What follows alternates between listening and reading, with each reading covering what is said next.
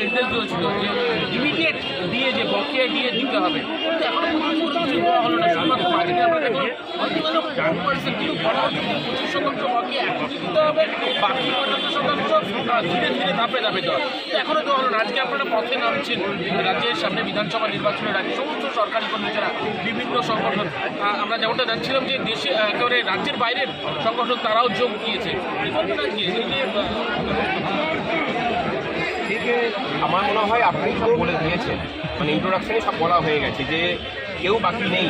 এই রাজ্যের কর্মচারী মহলের হয়তো বর্তমান রাজনৈতিক পরিস্থিতিতে বাম রামের ছায়া মারানে পাপ হয় বলে তারা মনে করেন, রাম বামের ছায়া মারানে পাপ হয় বলে মনে করে, কিন্তু আজকের মিছিলে বামপন্থী কর্মচারী সংগঠন, রামপন্থী কর্মচারী সংগঠন, আরএসএসের কর্মচারী সংগঠন তারা কাঁধে কাঁধ মিলিয়ে পাশাপাশি হাঁটতে মিছিলে।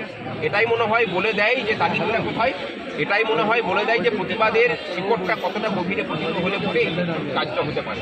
আমার মনে হয় এই রাজ্যবাসীরও এইখান থেকে শিক্ষা নেওয়া প্রয়োজন যে যে পথ কর্মচারীরা দেখাচ্ছেন কোনো রকম রাজনৈতিক সুবিমার্গ বাদ দিয়ে পথের লড়াই, সেই লড়াইটা এই রাজ্য সরকারের বিরুদ্ধে করতে হবে আপনাদের। সমস্ত রকম সুবিমার্গ সরান, মানে আজকের মিছিল থেকে আমরা ডাক দেব, যদি বকেয়া না মেটায় এই সরকারকে পাল্টানোর জন্য যা কিছু করার কর্মচারীরা গ্রামে গ্রামে শহরে শহরে বাড়িতে বাড়ি থাকলে বিধানসভা নির্বাচনের আগে এই প্রতিবাদ দেখার মতো হবে, সরকারকে করে বুঝিয়ে দেওয়া হবে একদম, এবং আগামী দিনে আরো বৃহত্তর আন্দোলনের পথে যাওয়া হবে এবং সেই ঘোষণা আজকে আজকে দেখলাম যে বিপুল সংখ্যায় আপনাদের মিছিল এখনো পর্যন্ত শুরু হয়নি প্রতিবাদ, সেটা দেখলাম বিপুল সংখ্যায় একটা পুলিশ মোতায়েনের একটা ব্যবস্থাপনা, কি একটা এমন একটা ব্যাপার হচ্ছে যে বিপুল সংখ্যার মোতায়েন এমন একটা আগে থেকে মনে করছেন যেতে পারবেন কালীঘাট? না, এখানে যে পুলিশদেরকে আমাদের প্রতিপক্ষ হিসেবে দেখানোর চেষ্টা করছেন বিষয়টা কিন্তু তা নয়।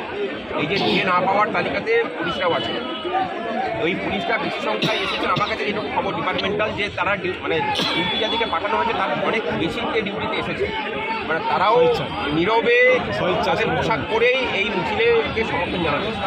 নৈতিক সমর্থন আছে মানে ডিউটি করছে, একদম নৈতিক সমর্থন উচিত। তারা তো আর করতে পারবে না, ধরো সময় হলে পরে আমার মনে হয় হয়তো মুখ্যমন্ত্রী কখনো সাথে যুক্তেও পারে যে পুলিশের লাঠিটাই হয়তো উল্টো দিকে ঘুরে যেতে পারে, হতে পারে।